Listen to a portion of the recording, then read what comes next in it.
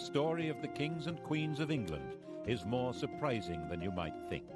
It's a fine drama, 1,000 years of tales of lust and betrayal, of heroism and cruelty, of mysteries, murders, tragedies, and triumphs. But there's more than that.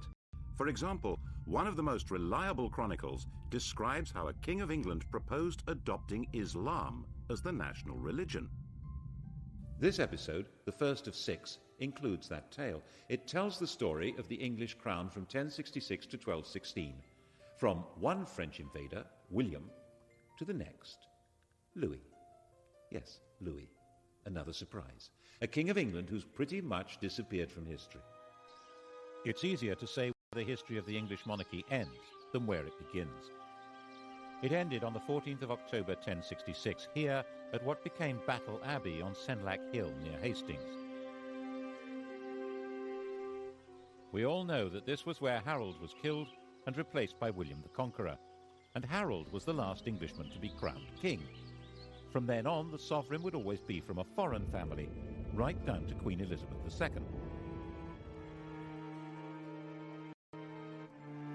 So a history of the kings and queens of England isn't like the history of kings and queens anywhere else in the world.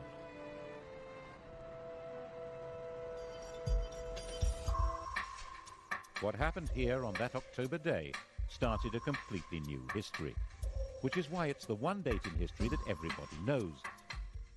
1066. The story of that day was spelled out in a strip cartoon, Bayeux tapestry, probably stitched for William's brother Odo. Here's our hero's first appearance in the story. That's William, Duke of Normandy, about 37 years old in 1064. He's being told that Harold Godwinson, Earl of Wessex at the time, has been shipwrecked on the French coast. One of these guys is Godwinson. I think it's the chap with the handlebar moustache. He's about 6 years older than William and the most powerful man in England after King Edward. These are both pretty hard men, survivors in a very tough world.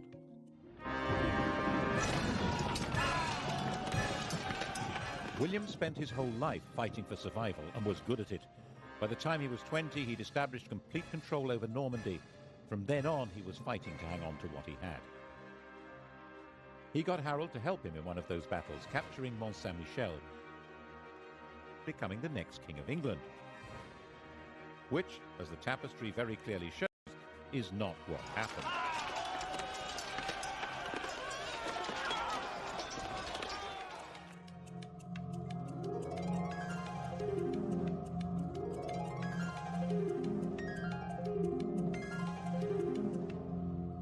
When old King Edward died, Harold, as we all know, had himself crowned instead. Actually, to be a bit more precise, he had himself elected king. The crown of England in those days was not inherited, but awarded. In William's view, this had all gone very badly wrong, so he set about putting it right. The Norwegian ruler, Harald Hardrada, took a similar view. There was an old Norwegian claim to England, which he decided to revive by launching an invasion of his own. Their two fleets arrived within a few days of each other, one in the north of England, one in the south. Both fleets were probably about the same size, about 500 ships. King Harold rushed north and destroyed Hardrada's army. Only about 34 ships made it back to Norway. Then he rushed south. And this time, of course, he failed to pull it off. We don't know for sure that the man with the arrow in his eye is Harold, but he certainly died at the battle. He and his axe-wielding, spear-carrying army of Danish and Anglo-Saxon noblemen were simply swept away. In their place were the new rulers of England, Normans on horseback. William was their master, master of the country. He owned it.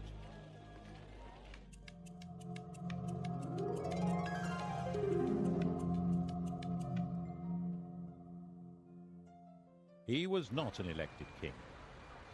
When he went to London to be crowned on Christmas Day, the population, thinking that was their duty now, tried to elect him. They acclaimed him with loud shouts. The Normans, not knowing what was going on, thought this was some kind of uprising. They rushed out of Westminster Abbey and burned London down. England had become a new kind of kingdom, one which was owned lock, stock and barrel by its king. The story we're telling through this series, the story of 1,000 years of English history, is the story of this alien conqueror and his successors to the throne. It's the story of how they changed England and changed with it, eventually turning into puppet rulers, symbols of power they cannot wield, and how in that transformation they survived through tides of revolution and republicanism, so that today, while they're not quite the only surviving royals in Europe, they alone still lay claim to majesty. Now, how did that happen? William's reign is really the story of a warrior lord taking all power into his hands. He confiscated all the privately owned land in the country. Its new occupiers were tenants of the king, bound to him. People of the north of England, with their Viking capital at York, were much more bound to Scandinavia than to Normandy. They refused to submit. He punished them by destroying all animals and all crops between York and Durham. According to the chronicles, he celebrated Christmas 1070 in the ruins of York.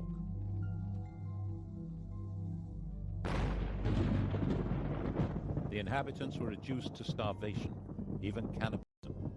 16 years later, when all the land in England was accounted for and valued in his doomsday survey, there were places in Northumbria that were still utterly worthless. The church, too, was made Norman, and old Anglo-Saxon ways crushed. At Glastonbury, archers were stationed inside the abbey, and orders given that the old chants should be replaced by new ones from France. 21 monks were shot, and yet there were limits to his power. A few thousand Normans, most of them not even understanding the language of their new country, couldn't run the place. They needed the English to keep everything working, and William understood that perfectly well. His coronation, he made an oath to uphold the laws of King Edward. Henry's coronation at Westminster was an attempt to ensure his authority to rule. He was 32 years old. His father had won the country by force of arms, and his barons backed him for rich rewards. But why would anyone want a king now? Alongside his sanctification by the church, he issued lamers treat their tenants as he treated them. He claimed that the crown changed his nature. He was no longer an ordinary human being. As the anointed king, he held special, divinely granted powers. His touch was supposed to cure scrofula, swollen neck glands from tuberculosis. This magic power, which became known as touching for the king's evil, was practiced by English monarchs for the next 700 years as proof of their divine authority. He also quite smartly understood that it was a good idea to promote new people to positions of power. Those who were already great barons didn't need a king, but men on the make would support him. By the time Robert was able to mount a challenge to Henry, it stood no chance.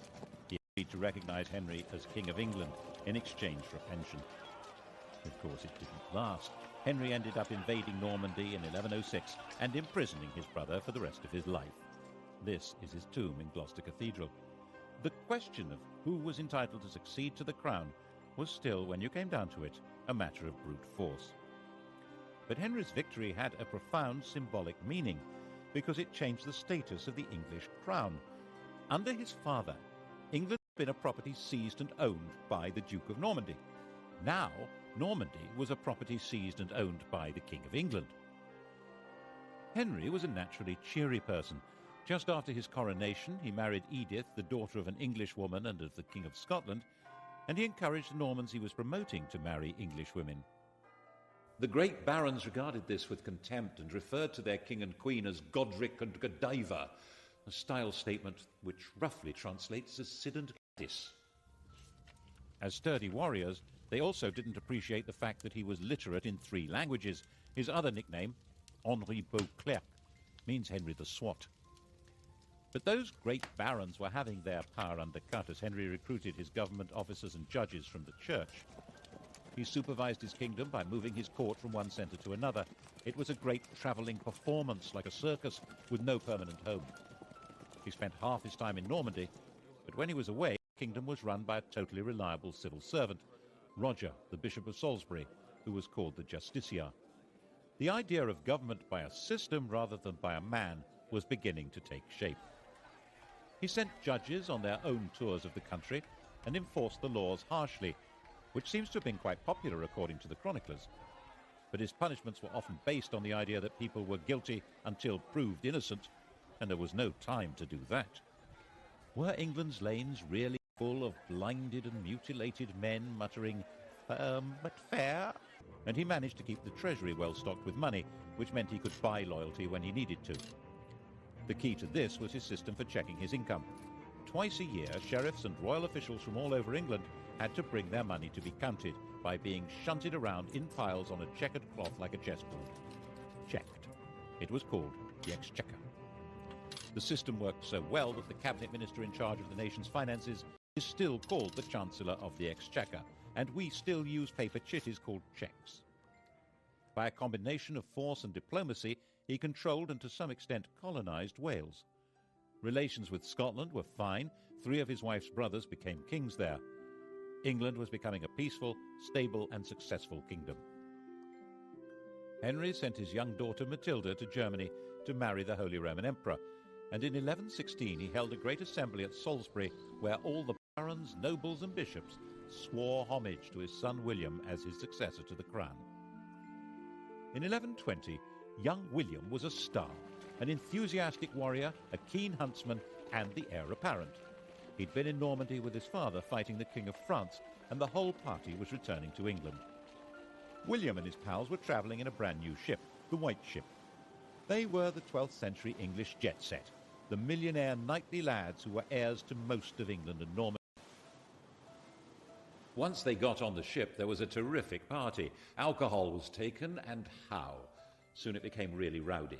The Hooray Henrys yelling at one another and throwing off a bunch of priests who'd come to bless the voyage. William's cousin, Stephen of Blois, had an upset stomach and he felt he needed a bit of peace and quiet, so he decided to go ashore and take a later ship. By the time they got to sea, it was already dark and the other ships were way ahead. The wind was light. William decided to catch up with the king and ordered the chaps to start rowing. The master was as drunk as anyone else, so they began to speed into the dark, 50 oars pushing this state-of-the-art longboat at a terrific lick. That was when they sailed straight into a rock and smashed the ship open.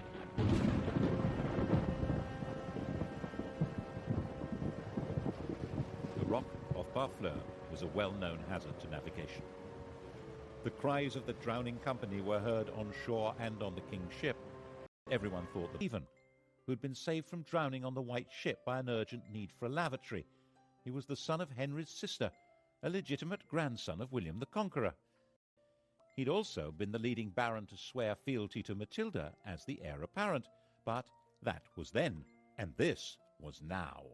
He was 38 years old, backed by his very tough mother, and one of his brothers was the Bishop of Winchester with the keys to the royal treasury. The wife of the Count of Anjou was not a popular choice with the barons. Stephen was a Norman. Besides, he seemed a malleable sort of chap, brave enough and high-spirited. He was also generous, courteous and affable, and would probably do as he was told, which was, of course, a recipe for disaster. Stephen was crowned by the Archbishop of Canterbury at Westminster on Christmas Day 1135. He issued what was now the traditional coronation oath, promising to respect the old laws and be nice to everyone. According to the Anglo-Saxon Chronicle, when they saw that the king was a good-natured and kindly man who inflicted no punishment, they committed all kinds of terrible crimes. All had done homage and sworn oaths of fealty, but none were kept. Meanwhile, Matilda was enraged and, of course, had her own supporters. England was moving rapidly to civil war. Stephen was insecure. He surrounded himself with people from near Blois, Flemings, which didn't go down well with the barons. He bought loyalty until it... By the time Matilda landed to claim her throne in 1141, Stephen was trying to put down rebellion after rebellion. He was a brave, even ferocious fighter, but his support melted away, and he was captured in a battle at Lincoln. Stephen was Matilda's prisoner. A church council declared that he was deposed by the manifest judgment of God and recognized Matilda as queen. Matilda proceeded to Westminster and was all set to be crowned. And then something went peculiarly wrong. something that carries an extraordinarily clear message about the job of being the monarch of England. All Matilda's understanding of monarchy had been learned in Germany, where she'd been empress since she was 12 years old. She had been popular and successful there. After the emperor's death, when Henry I had brought her back to England, some German princes of the empire followed her to demand her back as their sovereign. But the sovereignty she had learned was absolute power. The emperor's will was law. The only possible higher law was the church. That was not how it worked in England. Even the conqueror had promised at his coronation to respect the laws of England. But Matilda flatly refused. She didn't need a coronation to be queen. In her view, she already was. She behaved imperiously, which might mean magnificently in German, but meant intolerably in English. And when the citizens of London petitioned her for a renewal of King Edward's laws, she not only refused to listen, but demanded a heavy tax from them. So they threw her out. Stephen was released from prison and resumed his battered kingship. In fact, he had a second coronation. Matilda roamed around the Midlands and the West Country fighting for a throne that she was entitled to, but could never have.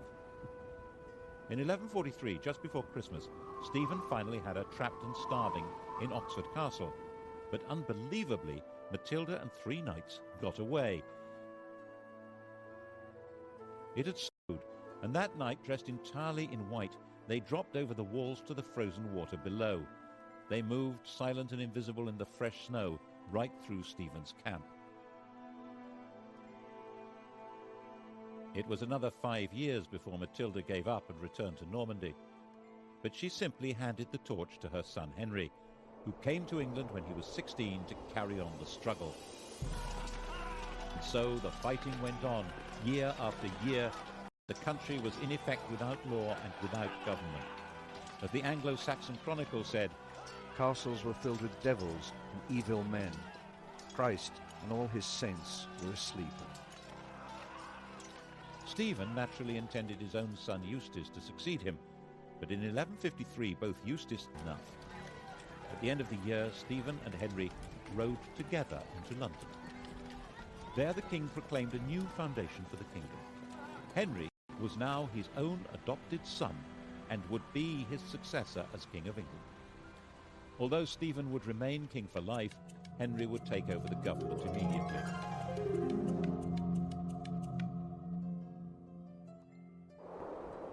The next year, utterly worn out, King Stephen retired to his grave. On the 19th of December 1154, there was a double coronation in Westminster Abbey. The 21-year-old Henry II was crowned king, and his 33-year-old wife, Eleanor, was crowned queen consort. Eleanor, Duchess of Aquitaine, knew all about being a queen. When she was 15, orphaned and the richest damsel in France, she was married to the heir to the French throne, and a few days later the pair became King and Queen of France. The King of France was a saintly figure with perhaps a rather low sex drive.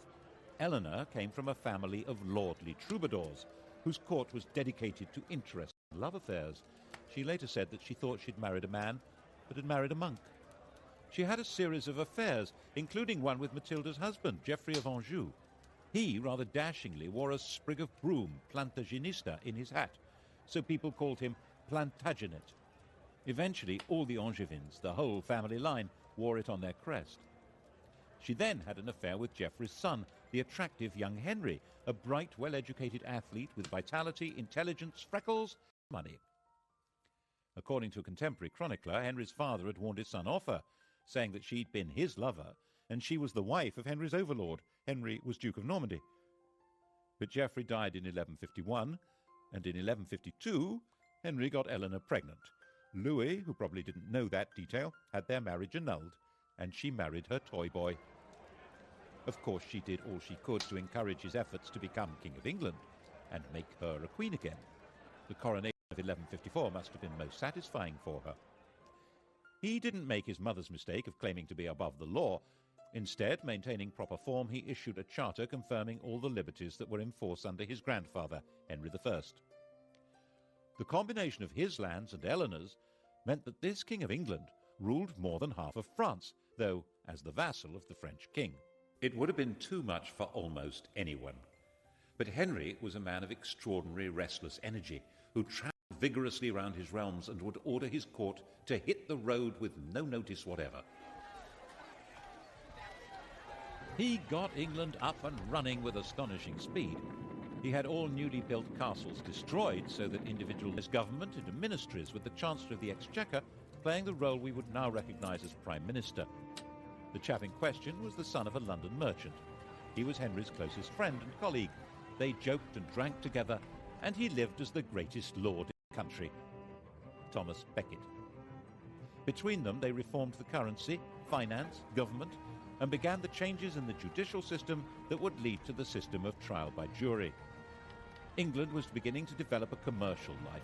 Towns were growing, the population was becoming better educated. The new system for running royal courts asked groups of local people, often peasants, to report and decide the facts of the case. The system that had worked for the conqueror, allowing the people to run their own country, was at the heart of Henry's way of getting everything up and running again. Perhaps that was why he needed a Londoner at the heart of his government. The next stage in his reforms was to reduce the power of the church, which had become the only functioning judicial institution during the chaos of Stephen's wars. Anyone accused of a crime who could read a line of Latin was deemed to be a churchman. That made them immune from the royal court. They could only be judged and punished by the church. Of course, the church wouldn't agree to give up its privileges, so when the Archbishop of Canterbury died in 1162, it seemed a smart idea to install Thomas as the new archbishop. Then he would deliver the church to Henry. Actually, it seemed a pretty terrible idea to Matilda, who warned Henry not to do it. What did his mother know? Look what a mess she'd made of things. Eleanor was also against it, and she hadn't made a mess of anything. She'd been a very competent regent when Henry had been abroad, and must have seen what Henry had not seen, that Thomas Becket's driving force was not loyalty to Henry. Oh, surely not. She was just jealous that Henry spent more time with Thomas than with her. Henry was sure it was a really good idea. Of course, it was a really bad idea. Why did Becket become fanatically committed to the church as soon as he got the job? Why did he wear Hessian underwear with lice and lash his body? Why did he oppose the king's plans more fiercely than any other bishop? He ended up excommunicating the bishops of London and Salisbury and sacking the Archbishop of York for not opposing the king. He'd already acquired all the earthly power and wealth possible. Now he had a bigger ambition. He was arguing that the church must rule everyone, including the king. This was especially dangerous as Becket was hugely popular. Henry was given armies. Richard tried to live out the fantasy life of one of the heroes of Arthurian literature from the stories told and sung in the court of love. He came to London for his coronation, but only so that he could collect the funds to pay for his great crusade to recover Jerusalem from Saladin. He went off on his crusade, declaring that he would sell London if he could find a buyer. The crusade itself, the Third Crusade, was a sequence of great heroic and daring actions that completely failed to conquer Jerusalem, associated with bursts of extreme brutality. Saladin quite rightly pointed out that while Richard might be able to get an army into the city, if he wanted to hold on to it, he would have to spend the rest of his life there. The two men never met, but they fascinated and respected each other. When Richard was ill, Saladin sent his doctor. The final truce ensured that Christian pilgrims would be free to visit the Holy City. But that had actually been Saladin's policy before the crusade even began. Richard typically decided to make the journey home in 1192 into an adventure, travelling alone and in disguise. That was how he got captured and ended up imprisoned by Duke Leopold of Austria, a man he'd repeatedly insulted during the crusade. The King of England had been found in an inn in Vienna, unconvincingly disguised as a kitchen knave. The ransom Leopold demanded was £100,000, about 8 years' income to the Exchequer. Richard's recklessness was crippling for the kingdom and eventually fatal for him. As a storybook hero, he always seems to have expected a happy ending and would sometimes even forget to put on armour. That was how he got killed in the end, taking a stupid chance at an unimportant siege in 1199. A crossbow bolt wound became infected. While he was dying, the man who'd loosed the shot was captured and delivered to him, and Richard carried on behaving as though he was in a storybook, making a great gesture of releasing the man and giving him money. Richard had no heir. He named his brother, the 32-year-old John, as his successor. Richard, aged 41, died in his mother's arms, England's hero king, who detested the country and had spent 6 months of his reign there. And the man who'd killed him was rearrested and flayed alive.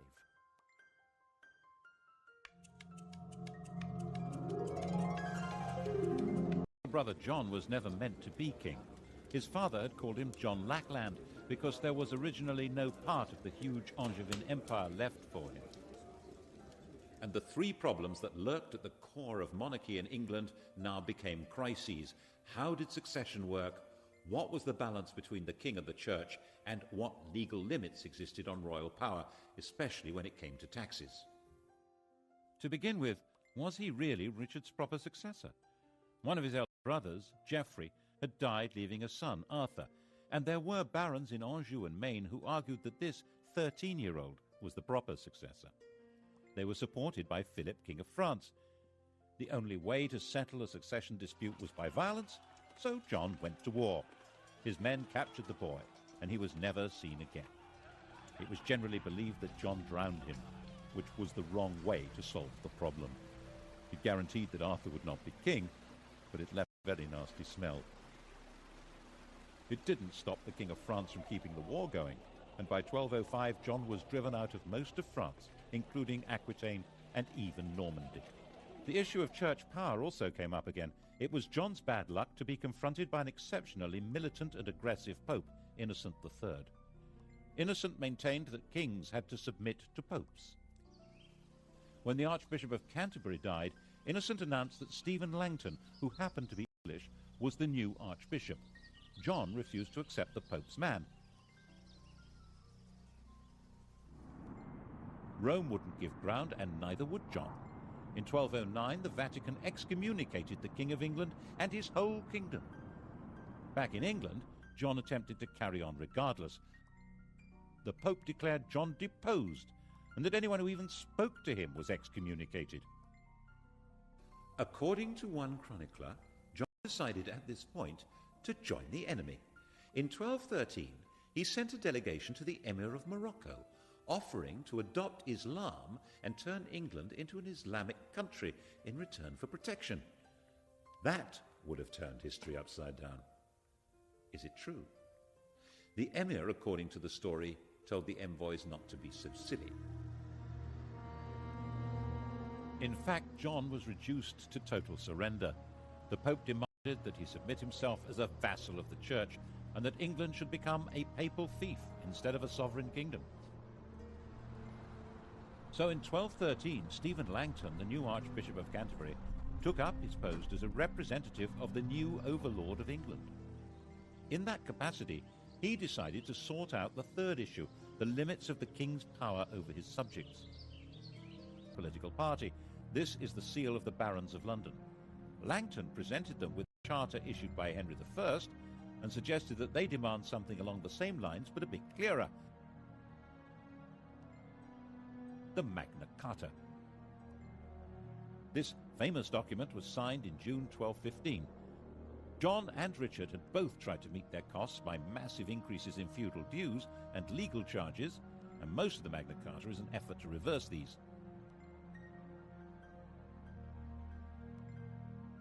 But there are also other clauses that show that Langton and the barons thought that laws must bind the king himself as well as everyone else.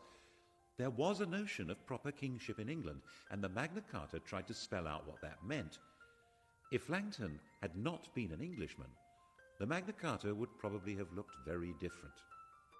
And it was certainly incomprehensible to Pope Innocent, who saw it as a baffling and immoral limitation on the absolute power of the feudal Lord of England, who was, of course, himself. So Innocent issued a papal bull excommunicating anyone who stood by or tried to carry out Magna Carta, and Stephen Langton found himself suspended from his job and recalled to Rome. And John marched through England at the head of an army composed largely of foreign troops, crushing the barons and destroying their property. And that's why the barons went to France and got a new king of their own, Louis, the son of the King of France.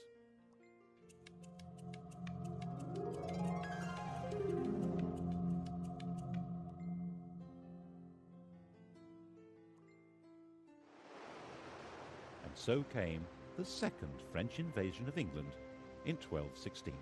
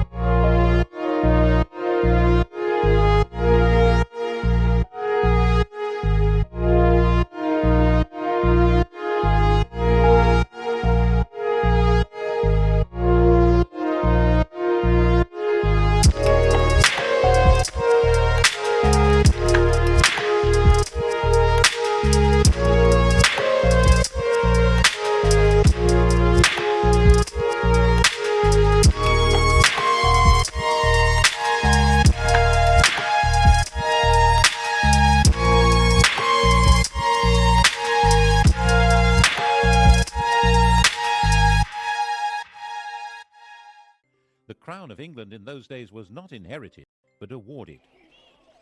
In William's view, this had all gone very badly wrong, so he set about putting it right. The Norwegian ruler, Harald Hardrada, took a similar view. There was an old Norwegian claim to England, which he decided to revive by launching an invasion of his own. Their two fleets arrived within a few days of each other, one in the north of England, one in the south. Both fleets were probably about the same size, about 500 ships. King Harold rushed north and destroyed Hardrada's army. Only about 34 ships made it back to Norway. Then he rushed south, and this time, of course, he failed to pull it off. We don't know for sure that the man with the arrow in his eye is Harold, but he certainly died at the battle. He and his axe-wielding, spear-carrying army of Danish and Anglo-Saxon noblemen were simply swept away.